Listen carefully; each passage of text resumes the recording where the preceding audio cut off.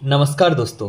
आज हम देख रहे हैं द्रव्य गुण का एक और प्लांट है दाड़िम, जिसे क्या बोला जाता है, अनार भी बोला जाता है। यह अनार जिसका बोटेनिकल नेम होता है प्यूनिका ग्रेनेटम और इसकी फैमिली जो होती है लाइथेरेसी फैमिली होती है। इंग्लिश नेम जो होता है पोमग्रेनेट होता है, पोमग्रेनेट, और हिंदी में इसको क्या बोला जाता है, अनार बोला जाता है। और इसका हमारा जो संस्कृत नेम है क्या है, दाड़िम, दाड़िम बोला जाता है इसको।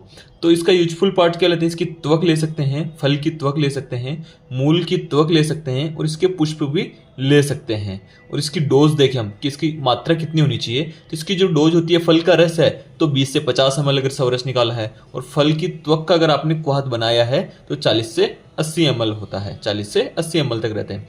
तो इसका रस देखें तो मधुर, कषाय और अम्ल रस प्रदान होता है, लघु स्निग्ध गुण होते हैं, मधुर वीर्य होता है और मधुर विपाक होता है और अनुष्ण वीर्य होता है। न उष्ण होता है न शीत होता है, ध्यान रखिएगा भैया, अनुष्ण वीर्य है और मधुर विपाक होता है। बात करें हम इसके दोष कर्म की, तो दोष कर्म में त्रिदोष शामक होता है। अनार कैसा होता है भैया, मधुर वाला जो दाड़िम होता है, मधुर दाड़िम जो होता है त्रिदोष शामक होता है। वात शामक है मधुर रस और मधुर विपाक के कारण, पित्त शामक है मधुर कषाय रस और मधुर विपाक के कारण, कफ शामक है लघु रुक्ष गुण के कारण, लघु और रुक्ष गुण के कारण। इसके कर्म देखें तो दाह हर होता है, ज्वर हर होता है, क्योंकि पित्त हर है तो दाह को दूर करेगा, ज्वर को दूर करेगा, तृष्णा को दूर करेगा भैया। दीपन रोचन करने वाला होता है, शुक्रल होता है, मेध्य होता है, बल बढ़ाने वाला होता है और हृदय के लिए हितकर होता है, क्योंकि अम्ल रस प्रदान जो भी द्रव्य होते हैं सब हृदय के लिए हितकर होते हैं। तो कुछ दाड़िम में अम्ल रस भी होता है। तो थेरेपेटिक देखें तो दाह है तो दाह को दूर करेगा, ज्वर है तो ज्वर को दूर करेगा, तर्पण करेगा, शुक्रल है तो क्लेब्य में हमारे यूज होगा, मेद्य है तो ब्रेन की पावर बढ़ाएगा, बल्य है तो क्रस्ता में यूज होगा, हृदय है तो हृदय रोगों में यूज होगा, दीपन करने वाला तो अग्निमांद्य में यूज हो जाएगा, रोचन है तो अजीर्ण में अरुचि में यूज हो जाएगा। ठीक है, तो इनका ये रोग हो गए अनुसार थेरेपेटिक एक्शन हो गए हैं। फार्माकोलॉजिकल एक्शन की बारे में बात करें तो एंटी हेलमेंथिक होता है, एस्ट्रीजेंट होता है और कूलिंग इफेक्ट देने वाला होता है। इसके फाइटो कॉन्स्टिट्यूएंट के बारे में बात करें तो ग्लूकोज होता है, फ्रक्टोज होता है, स्टार्च होता है, विटामिन सी होता है, नाइकोटिनिक एसिड होता है, राइबोफ्लेविन होता है। बात करें इसके सिनोनिम्स के बारे में, जब सिनोनिम्स के बारे में बात कर रहे हैं तो इसके जो बीज होते हैं, बीज के आधार पर बताया है दंत बीज, क्योंकि आपने दांतों के समान इसके बीज होते हैं तो इसे बोला दंत बीज, मणि बीज। सीड्स किसके लायक होते हैं, क्वार्ट्स के, रक्त बीज, रेड इन कलर्स के सीड होते हैं तो रक्त बीज, मणि बीज, दंत बीज। लोहित पुष्पक, क्योंकि इसके जो फ्लावर्स होते हैं रेड इन कलर के होते हैं। वृत्त फल, क्योंकि इसका फल जो होता है वृत्ताकार होता है। रसालक, क्योंकि इसमें अत्यधिक मात्रा में रस होता है इसके बीजों में।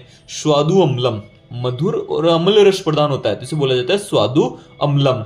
पथ्यकारी और कुरक, यूजफुल इन मेनी डिजीज, बहुत सारी डिजीज में इसका उपयोग होता है इसलिए इसको बोला जाता है कुरक। इसका बेसोनिम्स के बारे में बात करें तो लिखा है दाल्यते विदार्यते रसा वापथ्यर्थम इति, कि व्हेन दाड़िम fruits cut open juice spills over. ठीक है, अब बात करें इसके आमयिक प्रयोग की कि थेरेपेटिक एडमिनिस्ट्रेशन कौन कौन से रोगों में किस प्रकार कर सकते हैं। तो अतिसार रोग में पका हुआ दाड़िम जो होता है, पका हुआ अनार लेना है, इसको कुक्ड करना है क्लोज हीटिंग के अंदर, इसका जूस निकालना है और क्योर्स करेगा ऑल टाइप ऑफ अतिसार को। क्या देना है, किसके पके हुए अनार के जूस को पकाकर क्लोज्ड हीटिंग सिस्टम में पकाकर उसका जो जूस एक्सट्रैक्ट निकल रहा है उसको हमें अतिसार में देना है। रक्त पित्त में कैसे देना है कि दाड़िम के जूस को आम के जूस मेंजीफेरा इंडिका के जूस के साथ देना है मिक्स करके। रक्तज अर्श है तो दाड़िम फल का त्वक का क्वाथ देना है, दाड़िम फल की त्वक का क्वाथ देना है।